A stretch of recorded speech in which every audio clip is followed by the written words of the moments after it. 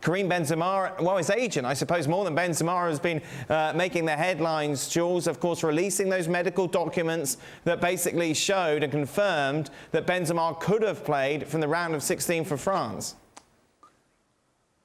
Yeah, that's right, Dan. Karim Jaziri, who is still very close to Karim Benzema, who used to be his agent for many, many years, almost 20 years, and then not so much anymore, but still very present in Karim's life and environment and entourage, if you want.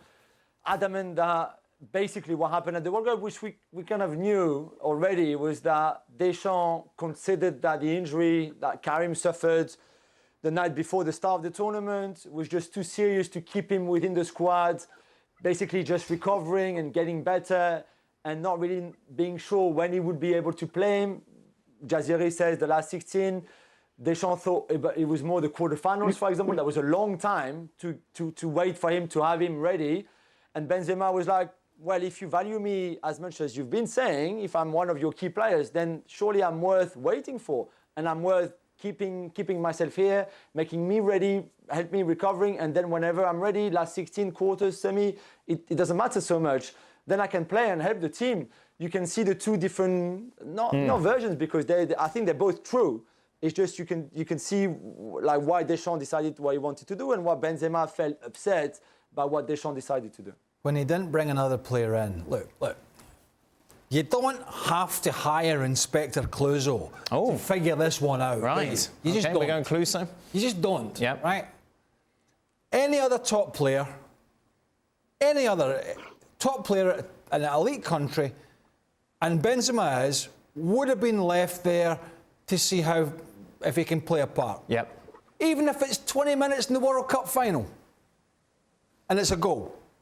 If I don't bring anybody else in, that's happening, right?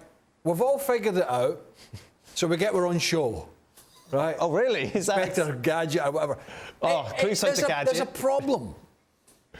Deschamps didn't want him around the place, hovering around. Yeah. No, it ain't rocket science. Yeah, because what Frank taught us, is it Shushu? Is that what it was? Basically, the teacher's pet is someone like Antoine Griezmann. Oh, no, you've tried Spanish today already. That failed. No, it did not fail. Thank you very much. Gemma's underwhelming reception should not be a judgment on my fantastic Spanish. But, Jules, obviously, if this was someone like, say, Griezmann or Mbappe, then they would have stayed with the camp, yeah? It's because of, obviously, a personal rift between Deschamps and Benzema. Well, we will never know. I see, and Shushu, well done, by the way. I didn't know you knew that word. Yeah, take that, Burley. Well done, I have to say. But in a way, I mean, we all thought Benzema was, because Deschamps brought him back out of the blue after 5.5 years of dropping him for the sex tape scandal for the Euros 18 months ago, or even less than that. So you think like, well, surely if Deschamps went into those difficulties to bring him back, because clearly he thought we can only win Euro 2021 or Euro 2020 in 2021 with Karim Benzema in the team, and then even when Karim was injured through the season 21-22, you still kept calling him and be in touch, and then obviously you call him for the World Cup. You call him up for the World Cup. You know, I didn't think there was a rift between them before the start of the tournament, before that first injury. Then obviously by now, and Benzema has announced his international retirement, so we know there's clearly the taboo is that they didn't see eye to eye, or they didn't agree on the decision to send Karim home. And remember, the way he left as well, Qatar, we reported it, we broke the news on ESPN on the website. He took that 8 o'clock flight to Madrid. He left so early that no one said goodbye apart from his friend, Marcus Thuram. It was all so strange. Nobody was still waiting for him after he came back from the hospital clinic, after all the scans and everything.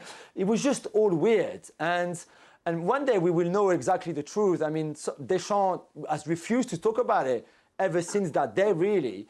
But at some point, he will have to. Karim, at some point, will officially on record. And I'm hoping it's to us, will say, listen, this is how I felt, this is what happened. I felt that the decision should have been different. Whatever he says, but at some point we will know the truth, and I think we deserve to know the truth as well. Well, sure, the amount of propaganda you were churning out around the Ballon d'Or in support of Benzema, surely he owes you one, Jules, and he can tell you exactly what happened.